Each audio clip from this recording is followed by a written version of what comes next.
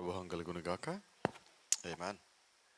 ఒకసారి చేరువ వచ్చి మనం అందరము పేతురు రాసిన మొదటి పత్రిక తిప్పుదాం. Let us turn our books to 1 Peter chapter 1.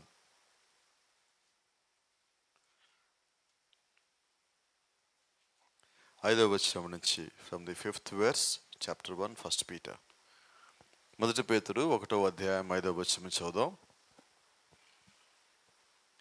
కడవరి కాలమందు బయలుపరచబడుటకు సిద్ధముగానున్న రక్షణ మీకు కలుగునట్లు విశ్వాసము ద్వారా దేవుని శక్తి చేత కాపాడబడు మీ కొరకు ఆశ్వాస్తము పరలోకమందు భద్రపరిచి ఉన్నది. ఇందువలన మీరు మిక్కిలి ఆనందించుచున్నారు.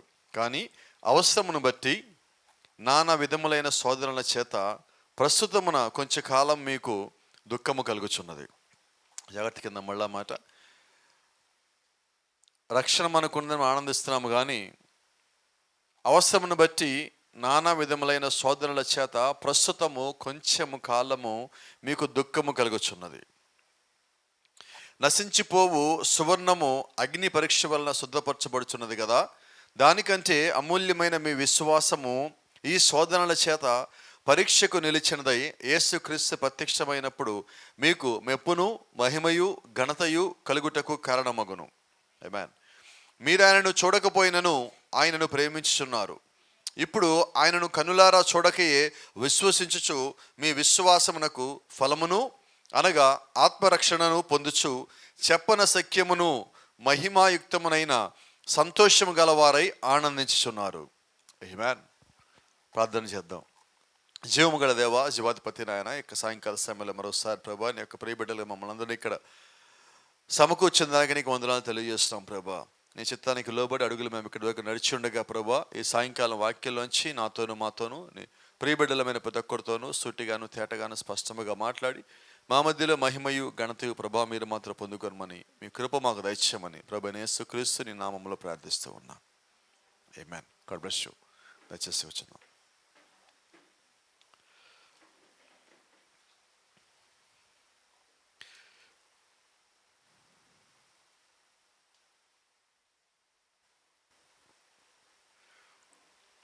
ఆరో వచనం మళ్ళీ ఒకసారి చూద్దాం. మొదటి పేతురు 1:6.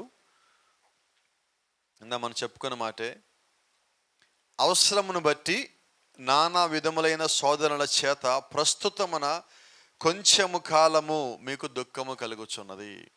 Praise the Lord. సో దేవుడు పైన పేతురులోంచి రాయించిన మాట, కడవరి కాలమందు బయలుపరచబడుటకు సిద్ధంగా ఉన్న రక్షణ మీకు కలుగునట్లు విశ్వాసం ద్వారా దేవుని శక్తి కాపాడబడు మీ కొరకు, శక్తి చేత కాపాడబడు మీ కొరకు. ఇప్పుడు మనము మన ద్వారా కాపాడబట్టలేదండి, దేవుని యొక్క శక్తి చేత మనం కాపాడబడుతున్నాం. Is right? గమనించండి, అలా కాపాడబడే మీ కొరకు ఆశ్వాస్తము పరలోకమందు భద్రపరచబడి ఉన్నది. So there is a portion that is waiting for you in the heaven. పరలోకంలో మీ కొరకు దేవుడు ఒక స్వాస్థ్యమును భద్రపరిచించాడు. అయితే ఇందువలన మీరు ఆనందించున్నారు, కానీ you are rejoicing, you are happy for the portion that are waiting for you in the heaven. But the same time you need to suffer a bit here. పరలోకమందు మీ కొరకు దేవుడు ఉంచిన స్వాస్థ్యం ఏదైతే ఉన్నదో దాన్ని బట్టి మీరు ఇక్కడ సంతోషపడుతున్నారు. నాకు ఒక ఎత్తబాటు ఉన్నది, నాకు ఒక రాజ్యం ఉన్నది, నేను దేవుడితో పాటు ఉంటా, అక్కడ ఆయన వివాహంలో కలుస్తా, 1000 ఏళ్ల పాలలో ఉంటాను, నేను ఆయనతో పాటు బంగారు వెళ్ళి నడుస్తాను. ఇవన్నీ ఏంటంటే మీ రక్షణ యొక్క పరిపూర్ణత. It's an absolute for your salvation. దేవుడు రక్షణ ఎందుకు ఇచ్చారంటే అక్కడికి వెళ్ళటం కొరకు ఇవన్నీ ఇచ్చాడు. అయితే అక్కడ అది ఉందని మనం ఇక్కడ దాని నిమిత్తం కనిపెడుతూ మనం సంతోషంగా ఉన్నాం.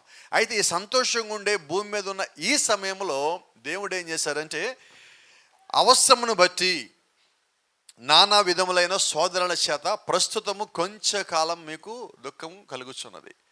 అయితే ఈ శోధనల్ని దేవుడే మనకు అనుమతిస్తా ఉన్నాడు. See, God is testing his children by allowing some difficulties to your family or your personal thing. నీ జీవితంలో నీకు వ్యక్తిగతంగాను నీ కుటుంబంలోనూ దేవుడు కొన్ని కష్టాలని అనుమతిస్తున్నాడు. ఎందుకు అనుమతిస్తాడంటే to test your faith. Is right? Praise the Lord. నీ యొక్క విశ్వాసము పరీక్షించబడటానికి. గమనించండి. See, when the days of wilderness, when they are walking in the wilderness from Egypt to Canaan, వారు ఐగుప్తు నుంచి కనానికి వెళ్ళే మార్గంలో దేవుడు వారికి వాగ్దానం ఇచ్చాడు. ఈ వాగ్దానము వారు ఐగుప్తులో ఉండగానే ఇచ్చాడు. నిజమైన మాట. ఐగుప్తులో ఉండగా మీరు కనానికి వెళ్ళండి, కనాను స్వాధీనపరచుకోండి, అక్కడ పాలు తేనెలు ప్రవహించే స్థలం మీ కొరకు ఉన్నది, అన్నీ మీకు సిద్ధం చేస్తాడని చెప్పాడు. అంటే భూ సంబంధమైన వాగ్దానం దేవుడు వాళ్ళకి చూపించి మీరు వెళ్ళండి అన్నాడు.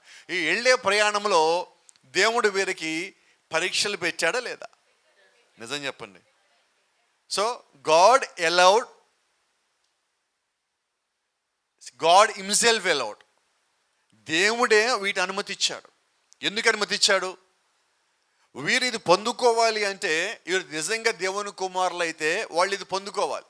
వీరు దేవుని కుమారులై ఉండి ఇది పొందుకోవాలంటే వీళ్ళు ముందు దేవుని కుమారులు అనబడటానికి తగినట్టుగా వీళ్ళు శోధించబడాలా, పరిశోధించబడాలా, వారికి పరీక్షలు పెట్టబడాలా, దాంట్లో వాళ్ళు విజయం సాధించాలి. ఈ పరిశోధనల్ని లేదంటే అపవాది నుంచి పొందుకునే శోధన నుంచి వీళ్ళు దాటుకొని అవతలికి రావాలంటే వీళ్ళకి విశ్వాసం కావాలి. ఈ విశ్వాసం పరీక్షించబడటానికి దేవుడు అపవాదిని అనుమతి ఇచ్చాడు. ఈ అపవాది వచ్చి వాడు ఏం చేశాడంటే, వాడు అన్నీ చేస్తాడు, నీ ప్రాణము తీయలేడు, అది తప్ప అన్నీ చేస్తాడు. కానీ వాడు ఏం చేస్తాడంటే ప్రాణము పోయేలాగా విసిగిస్తాడు. ప్రాణము పోయేలాగా. మీరు గమనించండి, నేను ఇలా అన్నాను, దయచేసి ఎవరేమనుకోవద్దు. ప్రతి ఇంట్లో ఎవరో ఒక్కళ్ళు ఉంటారండి, ఎవరో ఒక్కళ్ళే ఉంటారు. ఈ ఒక్కళ్ళు పెట్టే బాధ బయటికి చెప్పుకోలేము, అలాగని చెప్పుకోకుండా ఉండలేము. విసిగిపోయి ఉంటాం మనం. ఎలా విసిగిపోతా అంటే, వీళ్ళతో పడలేకపోతున్నాను, ఏదో ఒకటి చేసేసుకుందామని కూడా కొన్నిసార్లు అనిపించేస్తామట. ఎందుకని ఇవన్నీ జరుగుతూ ఉంటుందంటే, అపవాది ఆ రకంగా నిన్ను వాడు ప్రేరేపిస్తాడు. ఎందుకని? అయితే ఈ సమయంలో ఒక జ్ఞాపకం పెట్టుకో, నువ్వు దేవుడు కుమారుడువేనా, నువ్వు దేవుడు కుమార్తెవేనా? Then you have to put your faith in God, not in the situation. ఆ పరిస్థితి మీద నువ్వు ఆలోచన కలిగి ఉంటాం కాదు, కానీ ఆ పరిస్థితిలోంచి నేను బయటికి తీసుకురాగలిగే దేవుడి మీద నువ్వు విశ్వాసం కలిగి ఉండాలి. See, there is a situation in every house, in every family. ప్రతి కుటుంబంలోనూ ప్రతి గృహంలోనూ ఒక పరిస్థితి ఉంటుంది. ఏంటి పరిస్థితి అంటే, ఏదో ఒక అంశము గురించి వాళ్ళు ఎడతెగక ఆలోచిస్తూనే ఉంటారు. అది ఆర్థిక సంబంధమైనదా, శరీర సంబంధమైనదా, కుటుంబ సంబంధమైనదా, బంధువుల సంబంధమైన, శోధన సంబంధమైనదా, అది పేరు ఏదైనప్పటికీ ఒక సమస్య గురించి ప్రతి కుటుంబంలో డిస్కషన్ జరుగుతూ ఉంటుంది. నిజమేనా? అయితే ఏంటంటే, ఈ డిస్కషన్ మీద నువ్వు ఎక్కువ సమయం పెట్టేదానికన్నా కూడా దేవుని యొక్క విశ్వాసం మీద ఎక్కువ సమయం పెడితే ఏం జరుగుతుందో చెప్పగలరా? నువ్వు ఆ సమస్య గురించి ఆలోచిస్తున్నప్పుడు సమస్యకి అన్ని రకాల మార్గాలు నువ్వు చూస్తూ ఉంటావు.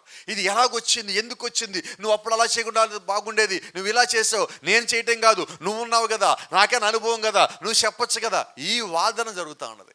నేనంటారా, ఈ వాదన కన్నా కూడా వీటన్నిటిని ముందు పక్కకు నెట్టి, సమస్య వచ్చింది, అది నీదా నాది తర్వాత, సమస్య ఇంట్లో ఎవరికి వచ్చినా అది కుటుంబానిది. ఆ సమస్య ఇంట్లో కుటుంబంలోకి వచ్చిందా, నువ్వు దేవుడు కుటుంబంలో ఒకడు అయి ఉన్నావు. So you are one of the family of Jesus Christ. నువ్వు యేసుక్రీస్తు కుటుంబంలో ఒక్కడై ఉన్నావు. కుటుంబంలో ఏదైనా సమస్య వస్తే కుటుంబం అంతా ఒక్కటవ్వాలి. మాటల్లో కాదండి, నిలబెట్టడంలో కాదండి, ప్రార్థనలో ఒక్కటవ్వాలి, విశ్వాసంలో ఒక్కటవ్వాలి, దేవుని అడగటంలో ఒక్కటవ్వాలి. దేవుడు వచ్చేదాకా విడవకుండా నువ్వు ప్రార్థించినప్పుడు దేవుడు ఆ కార్యాన్ని చేసేదాకా ఆయన విడిచిపెట్టడం. ఆమేన్. See, that's the reason God is allowing situations and problems and difficulties in our families. ఈ కారణం చేత దేవుడు మన కుటుంబాల్లో సమస్యలని, శోధనల్ని, ఇబ్బందుల్ని అనుమతిస్తున్నాడు. ఎందుకు ఆయన అనుమతిస్తున్నాడంటే కారణం మీకు చెప్తా. ఆ సమస్య వచ్చినప్పుడు కుటుంబం ఇంకా బలంగా తయారవ్వాలి. Praise the Lord. నిజమైన దేవుని కుటుంబం అంటే ఎలా ఉంటుంది చెప్పనా? సమస్య వచ్చినప్పుడు ఒక్కటైపోతారు. లోపల మనసులో ఉన్నవన్నీ ఒకరి మీద ఒకరికున్న ఈగోలు మొత్తం బయట పెడతారు, ద్వేషాలు మొత్తం బయట పెడతారు, అంతకుముందు అనుకున్న మాటలు మొత్తం పక్కకి నెట్టేస్తారు. నీ కొరకు నేనున్నాను, నీ కొరకు నేను నిలబడతా, నీ కొరకు నేను ప్రార్థిస్తా. కుటుంబంలో ఒకరికి సమస్య వస్తే ఇంకొకరు ఎలాగుండాలి తెలుసా? నేను నీ కొరకు ఉపవాసం ఉండి దేవుణ్ణి అడుగుతా, నేను నీ కొరకు ఈరోజు మోకాళ్ళ ప్రార్థనలో ఉంటా, ఈరోజు నీ గురించి ప్రార్థన చేయమని ఇదిగో మా సేవకుడికి తెలియజేస్తున్నా, ఇదిగో నాకు తెలిసిన వాళ్ళకి నీ గురించి ప్రార్థన రిక్వెస్ట్ పెట్టున్నా. నువ్వు ధైర్యంగా ఉండు, దేవుడు రంగం మీదకి వస్తాడు, నాకు నమ్మకం ఉన్నది, నా ప్రార్థన ఆలకిస్తాడు, నాకు నమ్మకం ఉన్నది, నువ్వు దేవుడి కుమారుడు అయి ఉన్నావు, నువ్వు దేవుడి కుమార్తె అయి ఉన్నావు, నిశ్చయంగా దేవుడికి సహాయం చేస్తాడు. నువ్వు ఏ స్థితిలో ఉన్నా నువ్వు లేవనెత్తు లేవనెత్తుతాడు. నువ్వు విశ్వాసం కోల్పోవద్దు అని చెప్పే వాళ్ళే దేవుని కుటుంబం అయి ఉన్నారు. హల్లెలూయా. ఈరోజు మన కుటుంబంలో ఏదైనా సమస్య వస్తే ఎలాగున్నామంటే తోసేసుకుంటున్నాం. ఇది నీ వల్ల వచ్చింది, నీ వల్ల వచ్చింది, నువ్వు ఇంతే, నీ కుటుంబం ఇంతే, ఎప్పుడు చూసా ఇంతే, నీలో మార్పు రావట్లా. ఇది తోసే సమయం కాదండి. ఆ సమస్య తెచ్చింది అపవాదం అయితే నువ్వు ఒకరి మీద తొయ్యొద్దు, నువ్వు దాన్ని జయించవలసి ఉన్నావు. ఆమేన్. మేడగదిలో వాళ్ళు ఉన్నప్పుడు వాళ్ళలో చిన్న సందేహం ఒకటి ఉంది. ఆ సందేహం పోయేదాకా దేవుడు రాలేడు. 10 రోజులు వాళ్ళు వెయిట్ చేశారు. అయితే ఈరోజు నిజంగా మన కుటుంబంలో ఒక సమస్య వస్తే, కుటుంబంలో ఎవరో ఒక్కళ్ళ వల్ల కానీ సమస్య కానీ వచ్చినట్లయితే 10 రోజులు మనం ఓపిక పడుతున్నామా? చెప్పనా? ఎవరన్నా ప్రాబ్లం క్రియేట్ చేశారని తెలిసిన తర్వాత వాళ్ళు ఇంటికి వచ్చేసరికి ముందు వాళ్ళు వచ్చే టైంకి మనం రెడీగా గుమ్మలో ఉంటాం. ఎందుకని? To say something against them, to hurt them. వాళ్ళు వచ్చేసరికి మనం వాళ్ళు ఏదో ఒకటి అంటానికి ముందు రెడీ అయిపోయి ఉంటున్నాం. నేను అంటున్నా, ఆ రెడీ అయ్యేటప్పుడు నువ్వు దానికన్నా ముందుగా దేవుడి దగ్గర నువ్వు ప్రార్థనలో రెడీ అయి ఉంటే, ఆయన ఒక విశ్వాసం క్రియేట్ చేయాలని రెడీ అయి ఉంటే, ఈ సమస్య ఎలాగ పోవాలి ప్రభువా, నేను ఇప్పుడు ఈ మాట మాట్లాడితే మా కుటుంబంలో విభేదాలు వస్తాయి, శోధనలు వస్తాయి, ఇది నేను మాట్లాడగలను ప్రభువా, నువ్వు మాట్లాడు, నువ్వు సరిచేయి. ఎందుకంటే దీని కర్తవ్య నీవై ఉన్నావు, దీని కర్మ నీవై ఉన్నావు, సమస్తం చేసేవాడు నువ్వై ఉన్నావు. నీ చిత్తము లేకుండా ఏది నా గుమ్మం లోపలికి రాలేదు. నా ఇంటికి కావాలని దూతలు ఉన్నారు, నా ఇంటి పైన ఎప్పుడు నీ కనుచూపు నీ దృష్టి ఇక్కడే ఉన్నది. కాబట్టి ఈ సమస్య వచ్చిందంటే దీనికి పరిష్కారం కూడా నీ దగ్గర ఉన్నది. ఇది ఎందుకు అనుమతించావో నీకెరకే ఉంది ప్రభువా. మేము ఆలోచించి నిర్ణయాలు తీసుకోవటం కాదు, మేము ముందుకు అడుగులేయటం కాదు, కానీ ఎలాగ నడవాలో మాకు తెలియచే, ఎలాగ ప్రార్థించాలో మాకు తెలియచే, ఎలాగ అడగాలో, ఎలాగ ఈ స్థితి నుంచి మేము బయటకు రావాలో, ఈ శోధన ఎదుర్కొని ఎలాగ మేము విజయం సాధించాలో నువ్వు నాకు తెలియచేయి ప్రభువా అంటే రంగం మీదకి ఎవరు వస్తారండి? అవునా? బట్ సో మెనీ టైమ్స్,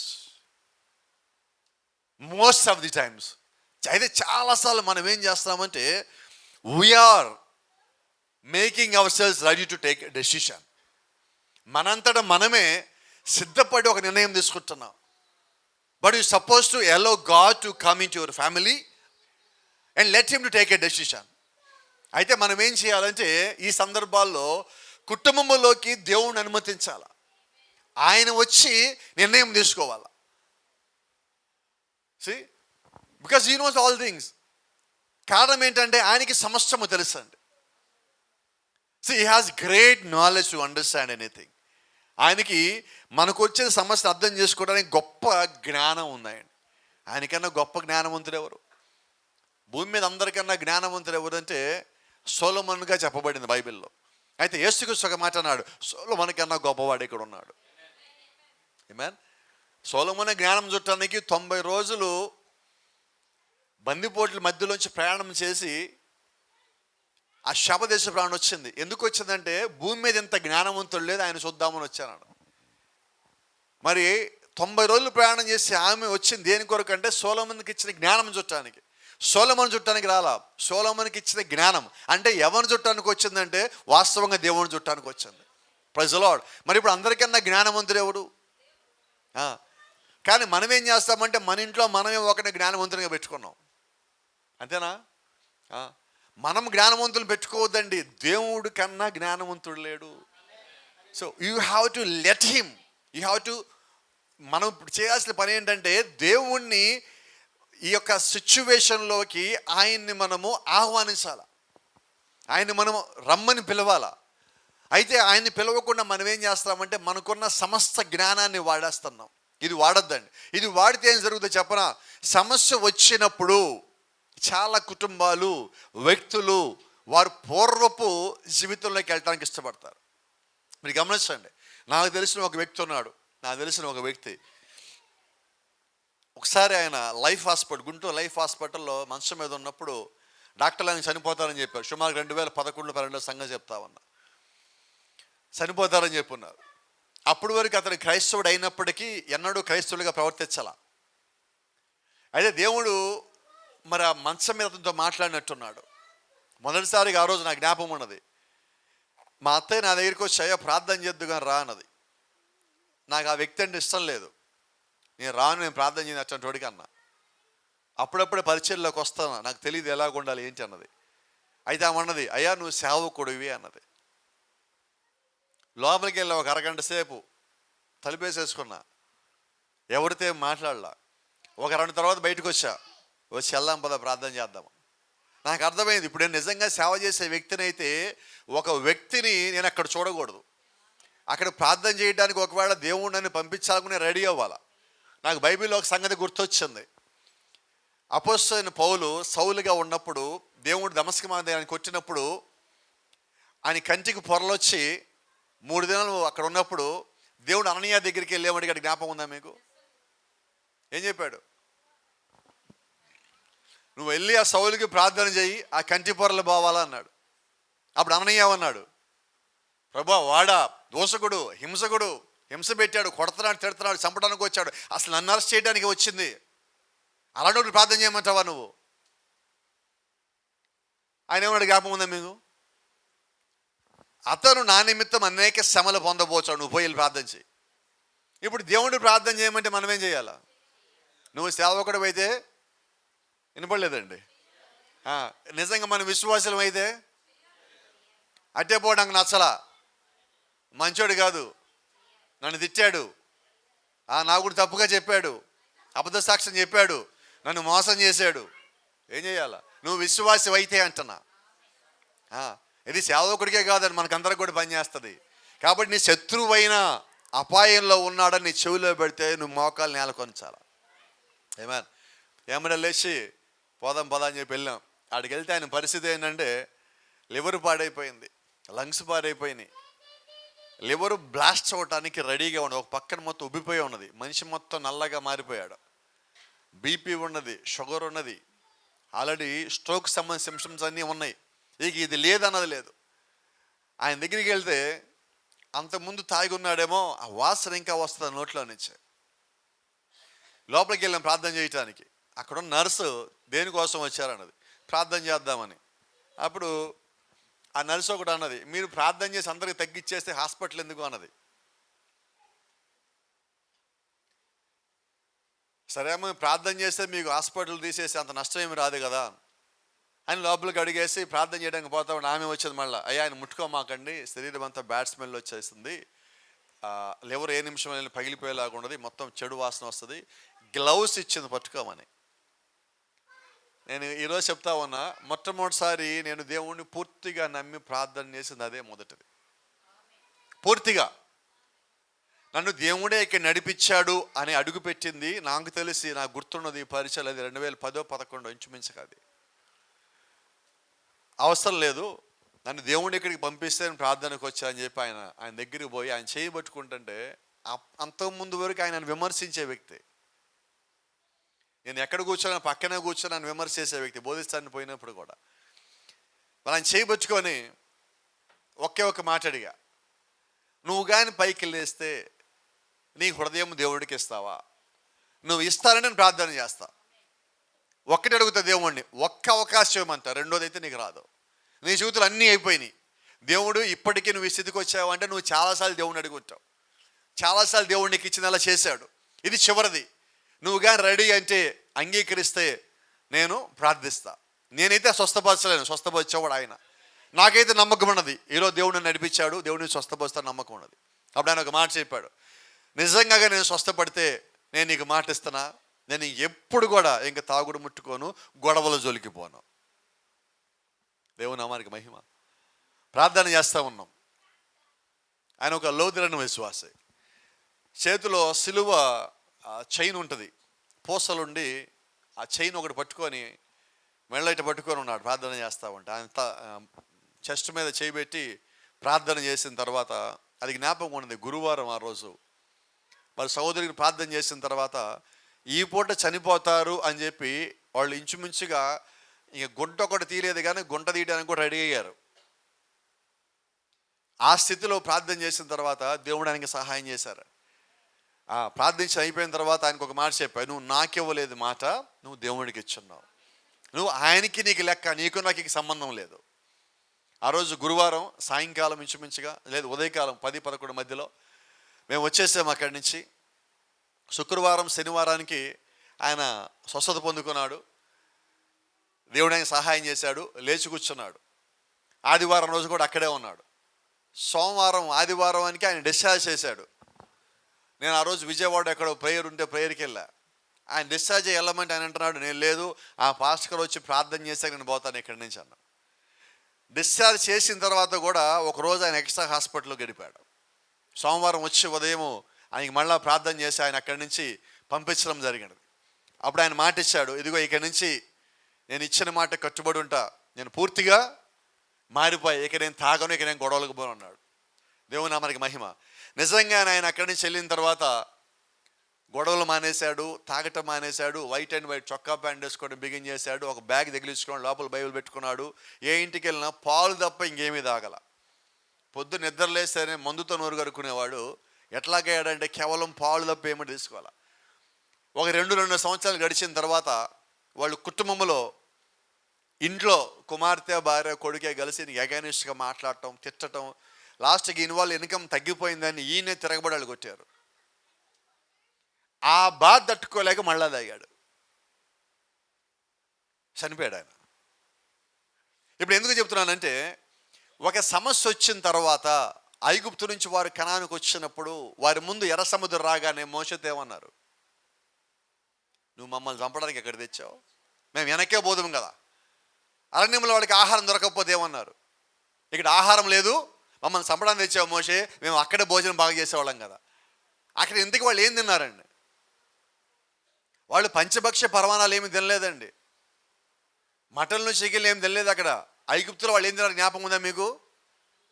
అల్లం పేస్ట్ తిన్నారు, అల్లం వెల్లుల్లిపాయ పేస్ట్ తిన్నారు. అది వాళ్ళ భోజనం. అంటే సరైన భోజనం కూడా లేదు అక్కడ.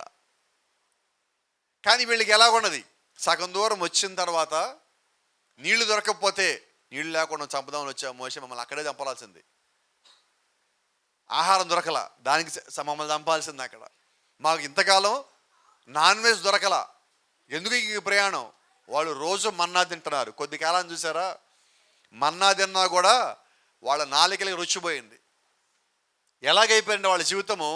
ప్రతిరోజు వాక్యం వినటం కూడా కొద్దిమంది కష్టమవుతుంది. ఎందుకని? భూ సంబంధులకి. అది ఆత్మ సంబంధులకైతే నువ్వు ఎన్నిసార్లు చెప్పు, నేను రెడీయే, నేను వింటా, నన్ను సరి చేయబట్టడానికి దేవుడు వాక్యం పంపించాం, నేను రెడీయే కదా. Praise the Lord. అయితే సమస్య రాగానే వాళ్ళు ఏం చేస్తారంటే వెనక్కి వెళ్ళిపోవడానికి రెడీ అయ్యాడు. వచ్చిన మాట చెప్పనండి, హెబ్రీయులకు రాసిన దానిలో 4వ అధ్యాయంలో ప్రాఫిట్ మాట్లాడిన చిన్న కోట్ చెప్తాను. ఒక పరీక్ష ఎదురయ్యే ప్రదేశానికి వారు వచ్చిన ప్రతిసారి వారు అలసట నొందేవారు. అప్పుడు వాళ్ళు ఏం చేసేవారు తెలుసా? వారు విడిచి దూరంగా పోయి విసుగు చెంది వెనుతిరగవలనని, మరియు మాకెందుకు ఈ సమస్యలు. అంతేనా? ఈరోజు కూడా మనకు వచ్చే పెద్ద ప్రశ్న ఏంటి తెలుసా? ఒక ప్రసంగం అయిపోయిన తర్వాత అనేకులు వేదిక వద్దకు వచ్చి ఇలా ప్రశ్నించేవాళ్ళు, పాస్టర్ గారు నాకే ఎందుకు ఇలా జరిగింది? అంతసేపు అయిన ప్రసంగం ఏంటి ఇప్పుడు? అంటే ఇప్పుడు ప్రసంగం అంతా ఏం చేసినట్టంటే పైనుంచి వెళ్ళిపోయింది, ఇటు వెళ్ళిపోయింది. అంతేనా? నేనంటలేదు. ఇది జనులు తల మీదుగా పోయినది, ఆ జనులు మాత్రం అలాగే ఉన్నారు. ఇప్పుడు యేసుకు చెప్పిన మాట జ్ఞాపకం వస్తుంది, మీ కనులుండియు చెవులుండియు. ఇప్పుడు ఇదే కదా సంగతి. ఇప్పుడు దేవుడు మన మధ్యలో ఉన్నాడు అంటే ఆయన కేవలం ఉన్నానని చూపించుకోవడానికైనా, పనులు చేయడానికి కూడా ఉన్నాడు. ఎక్కడ పనులు చేస్తాడు? విశ్వాసం ఉన్న చోట. ఈ పని జరగట్లేదంటే అర్థం ఏంటి? ఇప్పుడు 1, అది దేవుని చిత్తం కాకపోవటం, 2, దానికి తగినంత విశ్వాసము నాలో లేకపోవటం. ఇప్పుడు నేను ఎవరు విమర్శించాలా? ఎందుకో దేవుడు నన్ను ఇలా శోధిస్తున్నాడు. నాకు ఎప్పటికీ అర్థం కాదు, దేవుడు శోధించేంతగా నీ దగ్గర ఏముందంట? ఉన్నదా? ఎన్ని బంగారు గనులు ఉన్నాయా మనకి? ఆయిల్ బావులు ఉన్నాయా దేవుడు మనల్ని శోధించడానికి? ఏ ఒక్కడికి మనల్ని శోధించాల్సిన పని లేదండి. ఇక్కడ ఏంటంటే దేవుడు కొన్ని అనుమతి ఇచ్చాడు. అనుమతి ఇచ్చిన దాంట్లో నుంచి నువ్వు బయటికి రావాలా. నువ్వు బయటకు వచ్చినప్పుడే కుమారుడు అనబడతావు. అవునా? ఇప్పుడు మనకి సంవత్సరం చివరిలో పరీక్షలు ఎందుకు పెట్టారు? ఈ సంవత్సరం మొత్తము నువ్వు చదివిన దాంట్లో నుంచి ఆ పరీక్షలు రాసి నువ్వు పాస్ అయితే తర్వాత క్లాస్కి వెళ్తావు. ఇప్పుడు దేవుడు మనకి ఎందుకు పెట్టాడు ఈ పరీక్షలు? ఇప్పటిదాకా నువ్వు విన్న వర్తమానము, నువ్వు విన్న వాక్యము, నువ్వు చేసిన ప్రార్థన, నువ్వు కలిగి ఉన్న విశ్వాసానికి దేవుడు ఒక పరీక్ష పెట్టాడు. ఇప్పుడు ఈ పరీక్ష పాస్ అయితే నువ్వు ఆయన ఒక రాకడలో ఆ యొక్క ఎత్తబాటు దిశగా ఇంకొక అడుగు పైకెక్కుతావు. ఇప్పుడు నేను ఆ పరీక్ష రాగానే ఏడ్చి వెనక్కి వెళ్ళిపోతానంటే ఇలా మాట్లాడుకుందాం. సంవత్సరం చివరిలో ఎగ్జామ్ రాయాలి మనం, స్కూల్కి పోయో కాలేజీకి వెళ్ళో. ఆ పరీక్ష పేపర్ చూడగానే ఒక్కొక్కరు ఎలాగుంటారు? మోకాలు ఎర్రగా అయిపోయి ఉంటాయి, సంతోషం ఏమి ఉండదు. ఒకవేళ మనం సిద్ధపడినట్టుగా అక్కడ రాకపోతే ఇక ఆ రోజు ఇంట్లో అందరూ తిడతారు వచ్చి ఇంటికి వచ్చి. ఎందుకని? నీ వల్లే. ఇంట్లో వయసు మళ్ళీ వాళ్ళని తిడతారు, తల్లిదండ్రులు తిడతారు, అందరం తిడతారు. కారణం నీ వల్లే. నేనట కారణం అవుతాను? నువ్వు సంవత్సరం పొడుగునా చదవక కారణం నీదయ్యినది. కాబట్టి ఇప్పుడు కూడా ఏంటి మన పరిస్థితి? మనము సంవత్సరం పొడుగునా ప్రార్థన చేయక సమస్య మనదయ్యినది. అవునా? అయితే సమస్యకి ఎవరిని కారణం చేస్తాం మనం? అవునా? నేను ఎప్పుడు ఇంకొక మాట అంటాను, ఎవరిని దేనికి కారణం చేయొద్దు. ఇది దేవుడి వల్ల జరిగింది నువ్వు నమ్మావా, నువ్వు దేవుణ్ణి అడగాల. ఇది అపవాది వల్ల నమ్మావా, నువ్వు దేవుణ్ణి అడగాల. ఇప్పుడు ఎవరిని అడుగుతావా? ఇంకా ఇప్పుడు మనం వ్యక్తులను చూస్తున్నాం. సమస్య ఎప్పుడు జరుగుతుంది ఏంటి చెప్పనా? ఒక వ్యక్తి ఇలాగ చేసాడు అని మనం ఎప్పుడైతే అంటున్నామో మన ఆలోచన వ్యక్తి మీదకి పోతున్నది. అయితే ఆ వ్యక్తి అలాగ చేయటానికి కారణం ఏంటి? అపవాది అతను బంధించబడ్డాడు కాబట్టి నేను శోధించాడు. అపవాది చేత బంధించబడ్డ వ్యక్తి నిన్ను శోధించడం అంటే అర్థం ఏంటి తెలుసా? దేవుడు అనుమతిచ్చాడు. మరి ఇప్పుడు దేవుడు అనుమతి ఇచ్చినప్పుడు ఇప్పుడు ఆ వ్యక్తిని చూస్తున్నావా, ఆ సమస్యను చూస్తున్నావా? దాన్ని దాటాలంటే నువ్వు మళ్ళీ దేవుడి దగ్గరికి రావాలా. అయితే మనం ఏం చేస్తామంటే సమస్య ఇక్కడ గడుపుతున్నాం. వ్యక్తిని అంటూ సమస్య గురించి అనుకుంటూ మాట్లాడుకుంటూ మనం ఏం చేస్తామంటే సమయాన్ని సాగదీస్తున్నాం. నువ్వు క్రీస్తు వైపు వచ్చినప్పుడు సమయం సాగదీసేది లేదండి. సమస్య ఎక్కువ దూరం పోదు. నీ సమస్యను తెంపడానికే దేవుడు నీకు వాక్య జ్ఞానం ఇచ్చాడు. ఎందుకు నీకు వర్తమానం ఇచ్చాడు? నువ్వు దేవుణ్ణి ఎలాగ సమీపించాలో నీకు తెలియజేసేదే కదా ప్రార్థన. నువ్వు కలిగి ఉన్న విశ్వాసము క్రియ రూపంలోకి వచ్చినప్పుడు, అది నీ జీవితంలో పనిచేసినప్పుడు దేవుడు గొప్ప కార్యం జరిగించాడా? నిశ్చయంగా జరిగించే దేవుడై ఉన్నాడు. ఆమేన్. గమనించండి, ఇక్కడ ఒక మాట ఉన్నది. యేసుక్రీస్తు ఒకసారి వాళ్ళు మాట్లాడుతున్నప్పుడు శిష్యులకి, అయ్యా నువ్వు అలా మాట్లాడమాక, మాకు అర్థం కావట్లేదన్నారు. నువ్వు నర్మగర్భంగా మాట్లాడతా మాకు అర్థం కావట్లేదు. ఇంకోసారి తేటగా చెప్పినప్పుడు ఆయన దగ్గరికి వచ్చి అంటున్నారు, ఇంతకాలం తర్వాత వాళ్ళు అంటున్నారు, ఇప్పుడు నువ్వు చెప్పేది ఎదుగో చూడు, నీవు తేటగా మాట్లాడుతీవి, ఇప్పుడు మేము నమ్ముచున్నాము. దేనినైనా నీకు చెప్పగల మనుషుడు ఎవడో లేడు, ఎందుకనగా దేవుడే నీకు చూపించాడు. ఎప్పుడు అంటున్నారు? పరిచయం ముగింపులోకి వచ్చాక అప్పుడు అంటున్నాడు, ఈ దేవుడు నీకు చెప్పాడు, నువ్వు చెప్పావు కానీ లేకపోతే ఎవరు చెప్పే సాధ్యం కాదు. ఆడ అన్నమాట, ఎంతకాలం తర్వాత మీరు నమ్ముచున్నారా? అవునా? నేను ఇప్పుడు దేవుడు నమ్ముతాడండి, దేవుడు రంగం మీదకి వచ్చి ప్రాబ్లమ్స్ అన్ని సాల్వ్ చేస్తాడు, నువ్వు ఇప్పుడు అంటున్నావు అంటే అర్థం ఏంటి? అదే ప్రశ్నగా ఇప్పుడు మనకు కూడా, ఇప్పుడు నువ్వు నమ్ముతున్నావా? అదే బైబిల్ అంటుంది, ప్రవక్త అంటున్నాడు, దేనిని గురించైనా నీవు దేవుని ప్రశ్నించకూడదు.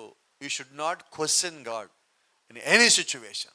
పరిస్థితి ఏదైనప్పటికీ కూడా నువ్వు దేవుణ్ణి ఎప్పుడు విమర్శ చేయొద్దు, ప్రశ్నించొద్దు. దేవుణ్ణి మనం ప్రశ్నించే స్థాయికి ఎదగలేదండి. కానీ మనం కొన్నిసార్లు ఆవేశంలో ఏం చేస్తూ ఉంటామంటే మనదేది తప్పు లేదు అనుకున్నప్పుడు నువ్వు ప్రశ్నించేద్దాం అనుకుంటాం మన దేవుణ్ణి.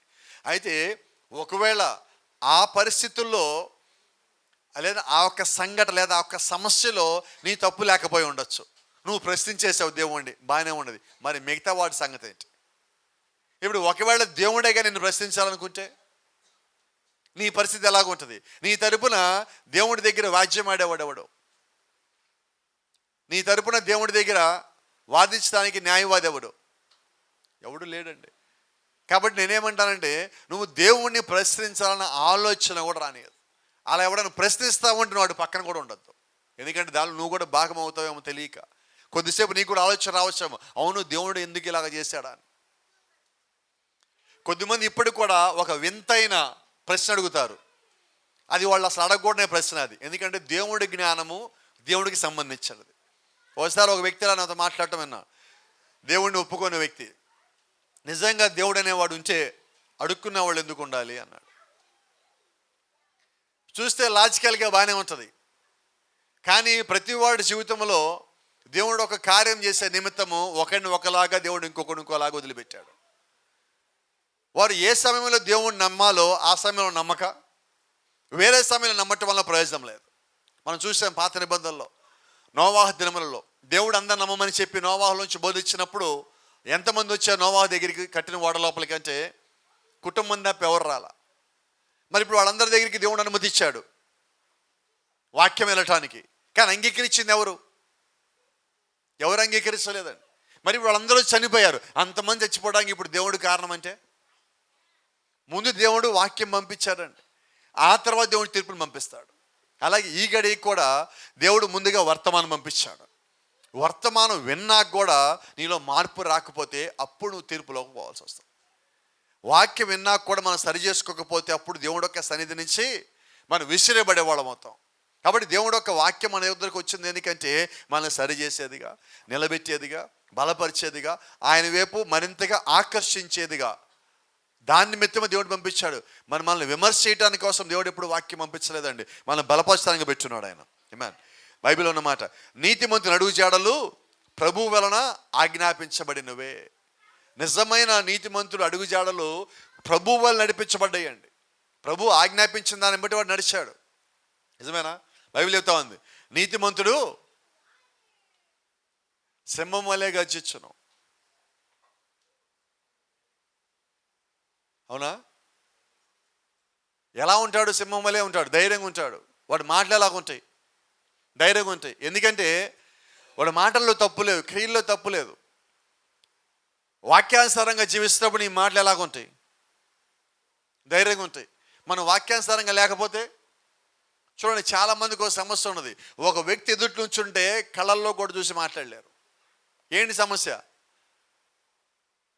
లోపల తప్పు ఉంటే కళ్ళలోకి చూడలేమండి, ఎదుటి కళ్ళల్లోకి. అవునా? మీరు ఎప్పుడు గమనించలేదు, కొద్దిమంది సేవకులు ఉంటారు, మాట్లాడుతున్నారు, కళ్ళు మూసుకొని మాట్లాడుతుంటారు. ఇంకోళ్ళేమో ఆ మూల ఈ మూల పైకి ఎక్కడ చూస్తా మాట్లాడుతూ ఉంటారు. ఏంటి సమస్య? సమస్య ఉంది వాళ్ళల్లో. ఎందుకంటే ఎదుటివాళ్ళు చూస్తే నా తప్పులన్నీ బయటపడతాయని. నువ్వేలాగా మాట్లాడాలా? నువ్వు నీతిమంతుడు అయి ఉంటే, నువ్వు వెళ్ళే మార్గం సక్రమై ఉంటే నువ్వు ఎదుటివాడితో ధైర్యంగా కూర్చొని మాట్లాడగలవు, వాడికి సలహా ఇవ్వగలవు, వాడి నిమిత్తం ప్రార్థించగలవు. ఆ రకంగా ఈరోజు మనం ఉండవలసిన వారమై ఉన్నాం. మ్యాన్ చూడండి, నిన్ను నిరూపించడం కొరకే ప్రతి పరీక్ష నీకు అనుమతించబడుతుంది. ఎందుకని దేవుడు మనకి పరీక్షలు అనుమతించాడంటే నిన్ను నిరూపించుకోవడం కొరకే. దేవుడు కుమారుడు అని నిన్ను నిరూపించుకోవడానికే దేవుడు నీకు పరీక్ష పెడతా ఉన్నాడు. సో ఇప్పుడు దేవుడి కోసం పరీక్ష కాదు, నీకున్న పరిస్థితుల కొరకు పరీక్ష కాదు, అది నీ కొరకు పరీక్ష అయి ఉన్నది. ఇప్పుడు నాకు ఆ సంగతి అర్థం అవ్వాలా. నాకు ఆర్థికంగా ఒక శోధన వచ్చిందండి, కుటుంబంలో ఒక శోధన వచ్చింది, లేకపోతే శరీర సంబంధమైన ఒక శోధన వచ్చింది, ఒక బాధో వ్యాధో రోగమో వచ్చింది. ఇప్పుడు దీని నుంచి బయటికి రావాలంటే ఇప్పుడు నా విశ్వాసము పనిచేయాలా. నన్ను ఎంతమంది బలపరచవచ్చు, డాక్టర్ దగ్గరికి వెళ్ళొచ్చు, డాక్టర్ నన్ను మాటలతో బలపరచవచ్చు, కుటుంబంలో వ్యక్తులు బలపరచవచ్చు. అయితే నువ్వు కలిగి ఉండాల్సి ఏంటంటే నువ్వు దేవుడు కుమారుడు నమ్మకం నీ కలిగి ఉన్నప్పుడు దాని నుంచి బయటకు వచ్చే మార్గము దేవుడు నీకు తెలియజేస్తాడు. Praise the Lord. ఒకవేళ దేవుడు కొన్ని తేలికపాటి శోధనలను నీకు సంభవించినట్లు చేస్తే గుర్తుంచుకో, అవి నిన్ను సరిచేయుట కొరకే. ఇప్పుడు దేవుడు కొన్ని మనకి చిన్న చిన్న అనుమతిస్తూ ఉంటాడు. నేను ఎప్పుడు అంటూ ఉంటా, ఒక కుటుంబంలో ఒక సమస్య వచ్చింది అంటే ఒకటి ఆ కుటుంబంలో ఏదైనా తప్పు ఉన్నదంటే అది సరి చేసుకోవడానికి దేవుడు ఆ సమస్య అనుమతిస్తాడు. ఆమేన్. ఇది మరీ ముఖ్యంగా ఫస్ట్ రాగానే ఎందుకు వచ్చింది అనే బదులు మనలో ఎవరైనా సరిగా లేరా, మనం సరి చేసుకోవడానికి దేవుడు మనకి ఇచ్చాడమో. ఇది గమనించండి, ఒక కుటుంబంలో ఇంటి యజమానికో లేకపోతే ఇంట్లో ఒక పిల్లలకో ఎవరికన్నా కానీ ఆరోగ్యం కానీ బాగోలేకపోతే మీరు గమనించండి, అప్పటిదాకా సరిగా ప్రార్థించని కుటుంబం మొత్తం కలిసి ప్రార్థన చేస్తారు. అవునా? అంతకుముందు వాళ్ళు చేయలే. ఇప్పుడు ఆ వచ్చిన ఆ సమస్య మంచిదా చెడ్డదా? చూడటానికి ఎలాగుంది కానీ మంచిదే. ఎందుకని? మనం ప్రార్థన చేయటంలా, దేవుడికి ప్రార్థన కావాలి. ఇప్పుడు దేవుడు ఏం చేశాడు? ఒక చిన్న సమస్యను పంపించి మనల్ని ప్రార్థన తిప్పాడు. ఎంత బాగుందండి. మీకు ఒక సంగతి జ్ఞాపకం చేస్తా, నువ్వు దేవుడి నుంచి దూరం అయితే దేవుడి దగ్గరికి రాడు, నిన్ను దేవుడి దగ్గర తెప్పించుకుంటాడు. నీకు ఆ రహస్యం తెలియాలి. ఎప్పుడు మనం ఏం చేస్తామంటే స్కూళ్ళు మానేసినట్టు, కాలేజీలు మానేసినట్టు చర్చిలు కూడా మానేస్తూ ఉంటాం. ఎస్ నోనా? పిల్లలైనా కానీ పెద్దలు అందరి గురించి నేను మాట్లాడుతున్నా. కొన్నిసార్లు పిల్లల్ని కూడా అప్పుడప్పుడు మైకేల్ని లాక్కొని పోవాలా స్కూల్కి. అలాగే కొన్నిసార్లు చర్చికి కూడా విశ్వాసం లాక్కొని రావాల్సి వస్తుంది. ఎందుకంటే అప్పుడప్పుడు మీరు కూడా మైకేల్లాగా ఉంటారు. మైకేల్ స్కూల్ లోపలికి వెళ్ళేటప్పుడు కూడా ఆ స్కూల్ బోర్డు కనబడగానే నో స్టెమ్ స్కూల్ అంటాడు. ఆ స్కూల్ వద్దు అంటాడు లోపలికి వెళ్ళేటప్పుడు. నేను కూడా మైకేల్ చెప్పేట్టుకుని లోపలికి వెళ్తా, ఓకే మైకేల్ నో స్టెమ్ స్కూల్ అంట. లోపలికి వెళ్తూ ఉంటాం ఇద్దరం. అక్కడ అందరూ చూస్తూ ఉంటారు, ఇదేంటి స్కూల్కి రానని ఇద్దరు లోపలికి వస్తున్నారు ఏంటని. ఇప్పుడు నేను మైకేల్ లోపల తేవాలంటే ఏం చేయాలంటే నేను మైకేల్ మార్గంలోకి పోవాలా, అవునా? ఇప్పుడు మనల్ని దేవుడి వైపు తిప్పడానికి దేవుడు ఏం చేశాడంటే కొన్నిసార్లు ఆయన మన మార్గంలో వస్తాడు, కానీ చాలాసార్లు ఆయన చేసే పని అంటే తెలుసా, ఆయన అక్కడే ఉంటాడు, మనల్ని వచ్చేలాగా చేస్తాడు. ఏమేన్. దీనికి ఒక చిన్న సంగతి మీకు జ్ఞాపకం చేస్తాను. అబ్రహాము శారాకి దేవుడు వాగ్దానం వచ్చాడు, కుమారుడు పుడతావని. చాలా కాలం కుమారుడు పుట్టటల్లా. అప్పుడు శారా అన్నది, అయ్యా నేను నవ్వాను కదా ఆ రోజు, ఒకవేళ దేవుడు మన కుమారుని ఇవ్వలేదేమో, నువ్వు ఒక పని చేయి, నీకు పుట్టినా నాకు పుట్టిన ఎవరైనా మన సంతానమే కదా, మన ఇంట్లో హగరని పని అమ్మాయి ఉన్నది, ఐగుప్తుని తీసుకొచ్చాం కదా, అమ్మాయిని తీసుకొని పో, నువ్వు అమ్మాయిని కలువు, కుమారుడు పుడతానికి మధ్యం కలిసి పెంచుకున్నదామన్నారు. నిజంగానే కుమారుడు పుట్టాడు, ఇష్మాయిల్ పుట్టాడు. ఇష్మాయిల్ ఇంట్లో పెట్టుకున్నారు, పెంచుకుంటా ఉన్నారు, అంత కుటుంబం అంతా హ్యాపీగా ఉన్నది. అబ్రహాం దేవుడి దగ్గర పోవటం మానేశాడు, దేవుని అడగటం మానేశాడు. ఎందుకని? కుమారుడు పుట్టేశాడు, ఇంక మేమంతా ఆల్ హ్యాపీస్ కదా అని. ఇప్పుడు దేవుడు ఏం చేశాడంటే దేవుడి దగ్గరికి అబ్రహాం రాటల్లా, దేవుడు అబ్రహాం దగ్గర రాలా, అబ్రహాం దేవుడి దగ్గరికి వచ్చేలా చేశాడు. బైబిల్ చదివారా మీరు? ఇప్పుడు శారా గర్భం తెరిచాడు, ఇస్సాకు పుట్టాడు, ఇష్మాయిల్ ఇస్సాకు కొట్టుకుంటున్నారు. ఇప్పుడు శారా వచ్చింది, నువ్వు పనిదాని ఇంటి నుంచి పంపించడానికి వచ్చింది. మన కొడుకు ఎలాగవుతాడు అన్నది. ఇంతకుముందు మన కొడుకు అని చెప్పింది ఆమె, ఇప్పుడు మన కొడుకు ఎలాగవుతాడు, కొడుకు వచ్చాక మన కొడుకు ఎలాగవుతాడు అన్నది. ఇప్పుడు అబ్రహాం ఏం చేశాడు, ప్రభువా ఏంటి నాకు ఈ సమస్య, ఇష్మాయిలు నా కొడుకే, ఇస్సాకు నా కొడుకే, నన్నేం చేయమంటావు అన్నాడు. దేవుడు ఎంత తెలుగుగా సమాధానం చెప్పాడు తెలుసా అక్కడ. అబ్రహామా మొత్తం చెప్పాడు, చాలా బాగుంది, అది ఎందుకు శారా ఏమన్నదండి, శారా పంపించేయమంటుంది ప్రభువా అన్నాడు. ఈసారి శారా చెప్పింది చెయ్యి అన్నాడు. అబ్రహాం ఒక్క మాట మాట్లాడలా. ఎందుకని? హగరుతో వెళ్ళమన్నప్పుడు అప్పుడు నా దగ్గరికి వచ్చి అడగాల, శారా అలాగా ఉంటుంది ప్రభువా నన్ను చేయమంటావు. అప్పుడు దేవుడు ఆగమనేవాడో లేదంటే వెళ్ళమనేవాడో దేవుడు చెప్పేవాడు ఏదో. ఇప్పుడు ఏం చేశాడు, ఇప్పుడు బాధ అవుతుంది లోపల, ఇంతకాలం పెంచుకున్నాం, 13 ఏళ్ళు 14 ఏళ్ళు వచ్చేసినాయి, ఇప్పుడు ఎలా వదిలిపెట్టాలా? ఇప్పుడు ఎవరి దగ్గర తెచ్చుకున్నారు? నేను అంటున్నాను, ఈరోజు కూడా దేవుడు అలాగే ఉన్నాడంట. మనం దేవుడి నుంచి దూరంగా వెళ్ళామా, ఏదో సంబంధించిన దాంట్లో ప్రార్థనకి, విశ్వాసానికి, కుటుంబ ప్రార్థనకి, వాక్యం చదవటానికి, వాక్యం వినటానికి మనము దూరం అయ్యామా, మనల్ని దగ్గరికి వచ్చేలాగా దేవుడు చేస్తాడు. దాని ఒక ఉద్దేశం చెప్పనా మీకు? ఇంతకీ ఆ రహస్యం మీకు అర్థమైనదా? దేవుడికి అబ్రహాం కావాలా. ఎందుకు తెచ్చుకున్నాడు? అబ్రహాంని పిలిచింది దేవుడు, కాబట్టి అబ్రహాంకి దేవుడు అవసరం ఉన్నా లేకపోయినా దేవుడిని పిలిచాడు కాబట్టి దేవుడు అబ్రహాంని కాపాడాలి. దేవుడి దగ్గర అబ్రహాం ఎప్పుడు ఉండాలి, అది దేవుడు యొక్క ఉద్దేశం. మరి ఈరోజు అదే దేవుడు మన మధ్యలో ఉంటే, నువ్వు పారిపోయినా, నువ్వు తప్పుడు నిర్ణయాలు తీసుకొని దాంట్లో సంతోషంగా ఉన్నా, నువ్వు ఆయన నుంచి దూరం జరుగుతున్నట్టుగా అనిపించినా, దేవుని వదిలిపెట్టడు, ఆయన దగ్గరికి వచ్చేలాగా నేను చేసుకుంటాడు. ఆమేన్. నాకు ఎప్పుడు కూడా దేవుడి మీద ఇదే విశ్వాసం అండి. నేను దూరంగా పోతున్నానేమో అని అనుమానం వచ్చినా కూడా నేను ఎమ్మటి ఆయన దగ్గరికి పరిగెత్తాలని కోరుకుంటా. ఎందుకనంటే ఆయన పిలిచాడా, ఆయన వెనక్కి వచ్చేలాగా చేసి అది కష్టంగా ఉంటుంది, అది మనసుకి బాధగా ఉంటుంది, ఆలోచనలకి బాధగా ఉంటుంది, శరీరానికి బాధగా ఉంటుంది, కష్టంగా ఉంటుంది, ఇబ్బందికరంగా ఉంటుంది.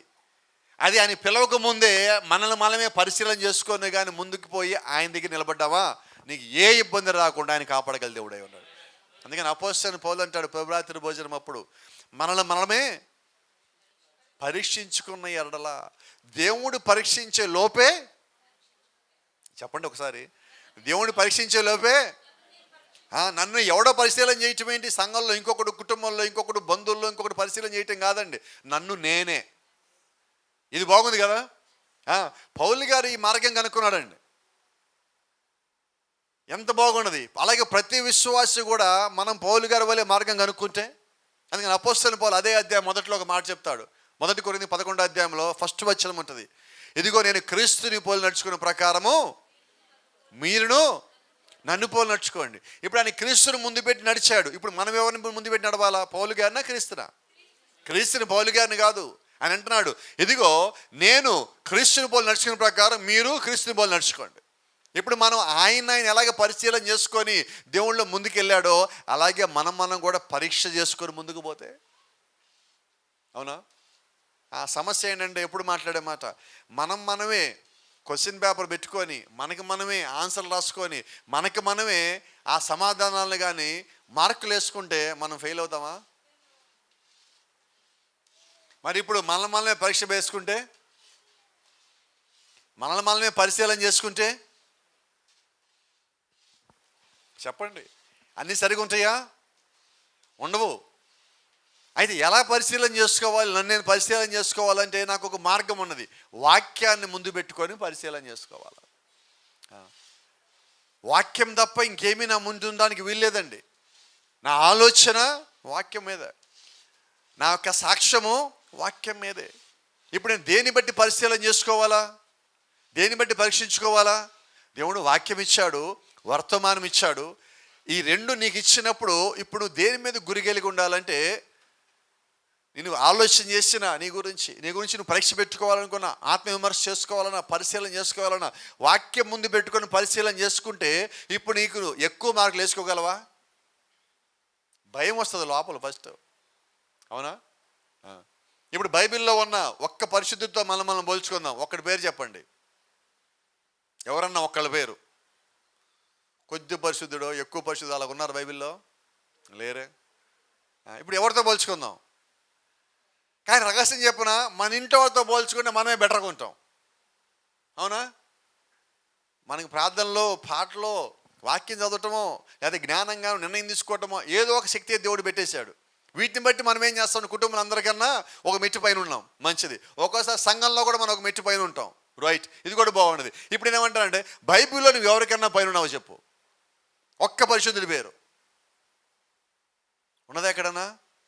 లేదండి. అంటే ఇప్పుడు మనం ఎవరితో పరిశీలన చేసుకోవాలా?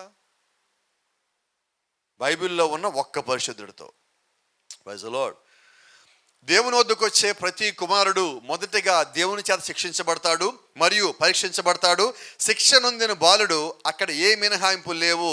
వచ్చే ప్రతి కుమారుడు, కొద్దిమంది పరీక్షించబడతాడని దేవుడు చెప్పట్లా. వచ్చే ప్రతి కుమారుడు అంటే పరలోకానికి వచ్చే ప్రతి వ్యక్తి కూడా పరిశోధించబడాలా, పరీక్షించబడాలా. ఒకసారి ఒక పెయింటింగ్ బొమ్మ గీశాడు. ఒక పెయింటింగ్ తీసుకొచ్చి అక్కడ పెట్టాడు. ఏం పెయింటింగ్ అంటే అది యేసుక్రీస్తు బయట నిలబడి ద్వారం కొడుతున్న పెయింటింగ్ అది. ఆ పెయింటింగ్ అందరికీ నచ్చింది. అందరు దీన్ని హాల్ ఆఫ్ ఫ్రేమ్ అని, అంటే అన్ని పెయింటింగుల్లో బాగా ఉండే పెయింటింగ్స్ మొత్తం సెలెక్ట్ చేసి ఒక గదిలో పెడతారు ఎగ్జిబిషన్ నిమిత్తం. దాన్ని హాల్ ఆఫ్ ఫేమ్. బాగా ప్రసిద్ధి చెందినవన్నీ ఒక చోట ఉంటాయి, దాన్ని హాల్ ఆఫ్ ఫ్రేమ్ అంటారు. ఆ హాల్ ఆఫ్ ఫ్రేమ్లోకి పోవటానికన్నా ముందు ఆ పెయింటింగ్ని ఏం చేస్తారంటే విమర్శకుల గదిలోకి పంపిస్తారు. ఎందుకు పంపిస్తారంటే దాన్ని ఎవడో వచ్చి విమర్శ చేయడానికన్నా ముందు వీళ్ళే విమర్శ చేస్తారు.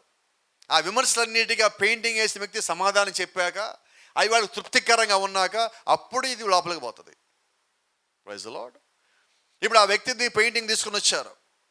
ఆ పెయింటింగ్ మొత్తం కింద పెట్టారు, అతను నుంచోబెట్టారు. అందరూ చుట్టూ చేరారు. ప్రతి ఒక్కరు ప్రశ్నలు అడుగుతూ ఉన్నారు. అన్ని సమాధానం చెప్పాడు. ఒక ప్రశ్న అడిగాడు, ఇదేంటిది? ఈ ఇంటికి యేసుక్రీస్తు కొడతాడు తలుపుకి బయట గెడలేదేంటి అని అడిగాడు. తలుపు కొడతానికి బయట గెడలేదని అడిగారు. అప్పుడు ఆయన చెప్పాడు, ఇది ప్రకటన గ్రంథం 3వ అధ్యాయంలో లౌకిక సంఘాల గురించి వేసిన పెయింటింగ్ ఇది. దీనికి బయట గెడలేదు, లోపల గెడబెట్టుకున్నారు అన్నాడు. ఆ సమాధానం విని వాళ్ళు సంతృప్తి చెందారు. ఎందుకంటే వాక్యానుసారం ఆ పెయింటింగ్ ఉన్నది. దానికి గెడ బయట లేదు, లోపల ఉన్నది. ఈరోజు కూడా మీకు చెప్తా ఉన్నా, మీ హృదయాలకి బయట గెడలు లేవు, లోపల ఉన్నాయి. లోపల గడేసేది ఎవరు? ఎవరు తీయాలి? ఇప్పుడు యేసుక్రీస్తు ఎక్కడ తలుపు కొడుతున్నాడు? నా హృదయం అనే తలుపు కొడుతున్నాడు. కారణం ఏంటి?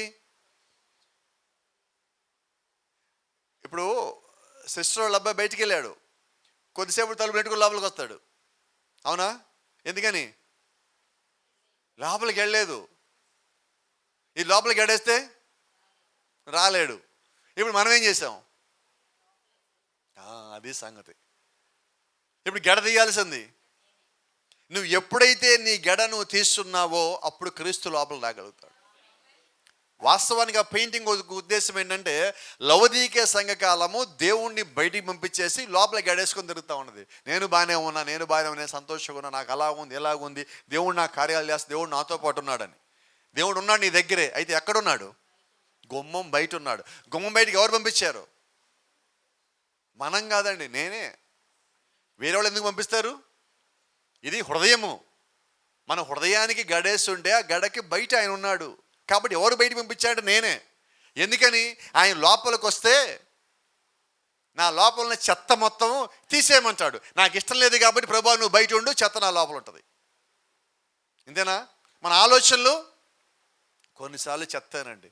కొన్నిసార్లు అంటాం, ఎందుకన్నానంటే మీకు అన్నిసార్లు కోపం వస్తుంది కాబట్టి. ఎప్పుడో 1-2 సార్లు మంచిగుంటే మన ఆలోచనలు, ఎక్కువసార్లు మాత్రం వ్యర్థమైన వాటితో నిండిపోయి ఉంటుంది. ఇప్పుడు ఆ వ్యర్థమైనవి నీ లోపల ఆలోచన కలిగి ఉండగా దేవుడు ఉంటాడా? పోనీ ఆయన లోపల ఉండగా వాటిని రాణిస్తాడా?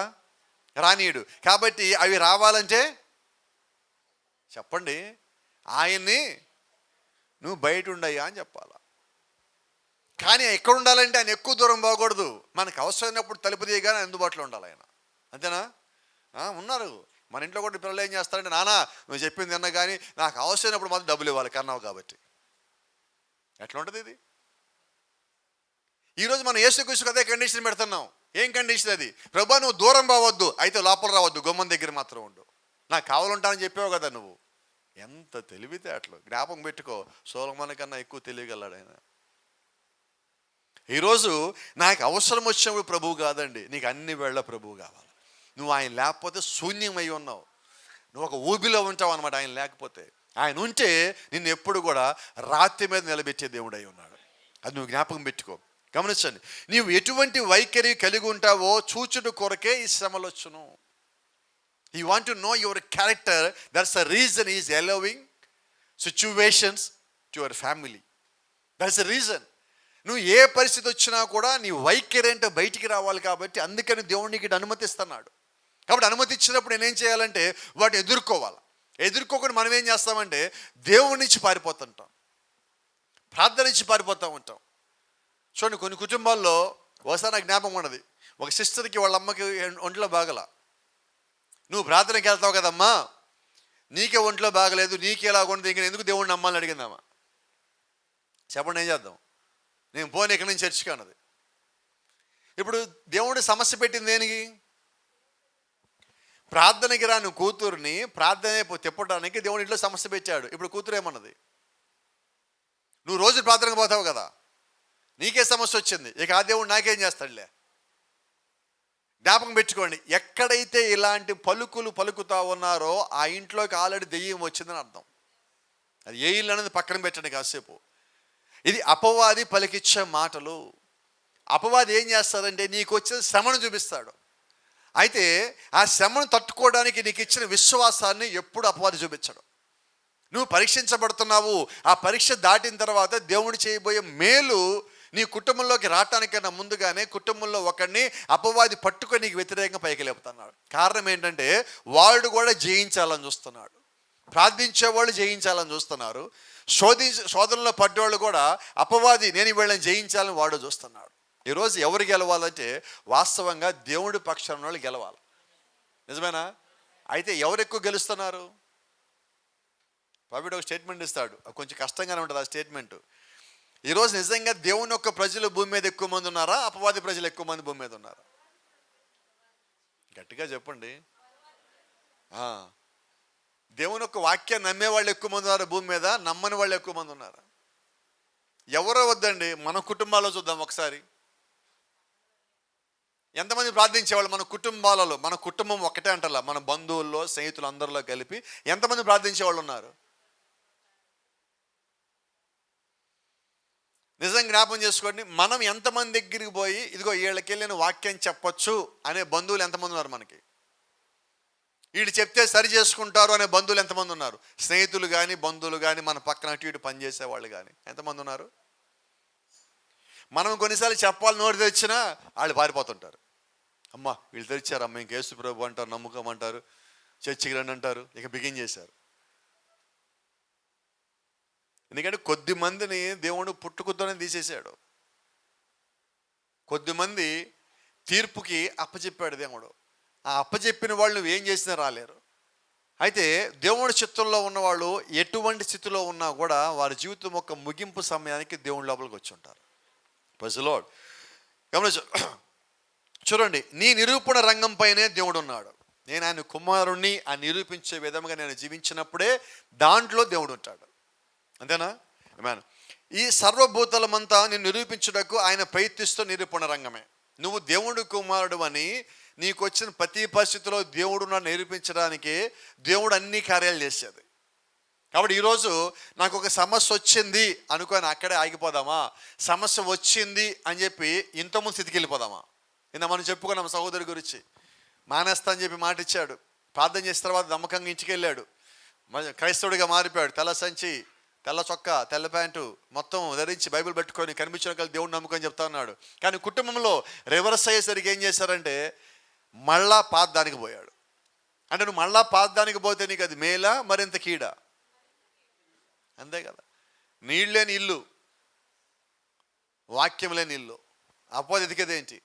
నువ్వు వాక్యానికి వ్యతిరేకంగా ఉంటున్నాడు కావాలా? నిన్ను ప్రేరేపిస్తాడు వాడు, నరకానికి పోయే విధంగా నిన్ను ప్రేరేపిస్తాడు. చిన్న మాట మీ జ్ఞాపకం చేస్తా. వాడు అడిగే ప్రశ్న, అసలు పరలోకం ఉందా? నువ్వు వెళ్ళావా? నువ్వు చూసావా? అసలు నీకు వెళ్తానని గ్యారంటీ ఉందా? ఇక్కడ ఇలా ఉంటున్నావు, రేపు పొద్దున అక్కడ పరలోకం పోకపోతే నీ సంగతి ఏంటో ఆలోచించుకో. ఎక్కడికి పోతాయి? అక్కడికి పోతాయి. చెప్పండి. ఇప్పుడు అప్పుడప్పుడే చర్చకు వచ్చేవాళ్ళు, ఎప్పుడన్నా సంవత్సరానికి 3-4 సార్లు చర్చకు వచ్చే వాళ్ళ దగ్గర ఆ మాటలు మాట్లాడితే ఇక అయిపోయినట్టు ఆడి పని, ఇక అయిపోయినట్టే. అవును కదా, అంతేనంటవా?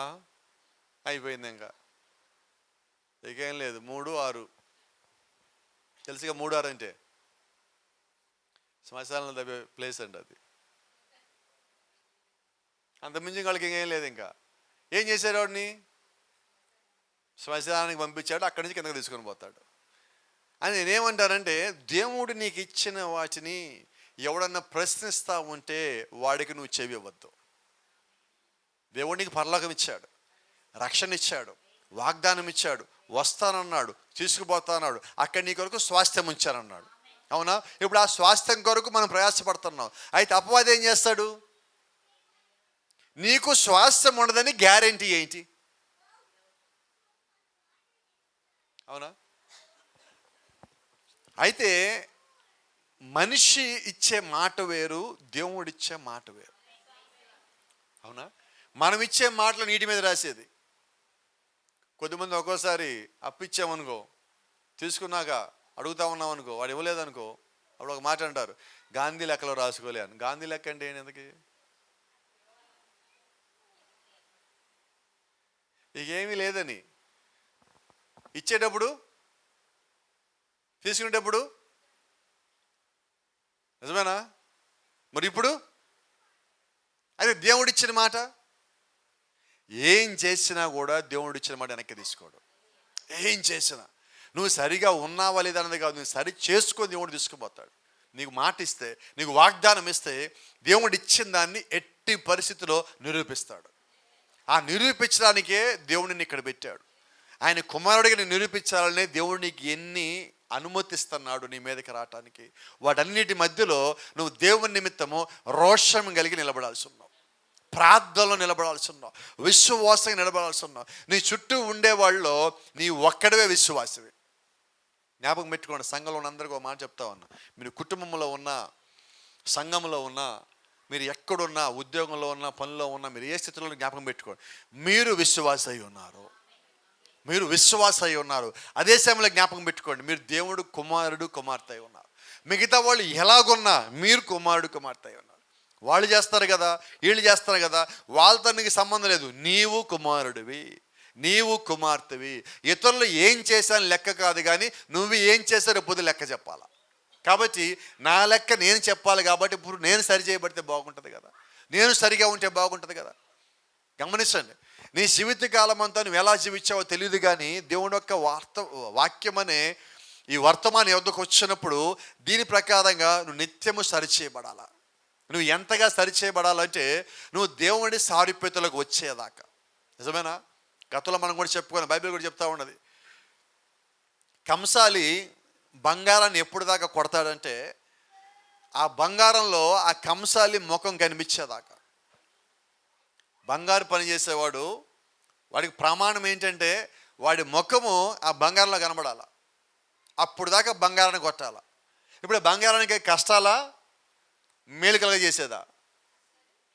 కంసాల చేతిలోంచి పడే ప్రతి ఒక్క సుత్తి దెబ్బ కూడా బంగారం మెరుగుకే, అవునా? ఇప్పుడు దేవుడి ద్వారా మన చేతిలో పడే ప్రతి దెబ్బ ఎప్పుడు దాకా కొడతాడు దేవుడు? ఇప్పుడు ఆయన ముఖము నీలో కనబడేదాకా. మన బైబిల్ భాషలో మాట్లాడితే నీవు ఆయన స్వరూపంలోకి వచ్చేదాకా, అవునా? ఎందుకు కొడుతున్నాడు దేవుడు? ఇప్పుడు ఏంటో ఎన్ని చేసినా ఫెయిల్ అవుతున్నా, ఏటి అడుగు పెట్టినా కానీ ఫెయిల్ అవుతున్నా, ఏ మాట మాడినా ఫెయిల్ అవుతున్నా అన్నప్పుడు ఒక మాట అంటాం మనం, నా టైం బాగోప్పుడు నాకు ఎప్పటికీ అర్థం కాదు. టైం ఎప్పుడు బాగానే ఉంటుంది. నా ఆలోచన బాలా కాబట్టి నా నిర్ణయాలు సరిగా లేవు. నేను ప్రార్థన చేసి తీసుకున్నప్పుడు నిర్ణయాలు దేవుడు సరి చేస్తాడు. ఒకవేళ మనం ప్రార్థన చేసినా కూడా చూడండి, ప్రభుత్వ ఒక మాట చెప్తాడు, మొన్న ఇక్కడ మాట్లాడుతున్నాను, మన జీవితంలో అన్ని నిర్ణయాలు దేవుడు తీసుకోడు, కొన్ని మనం తీసుకుంటాం.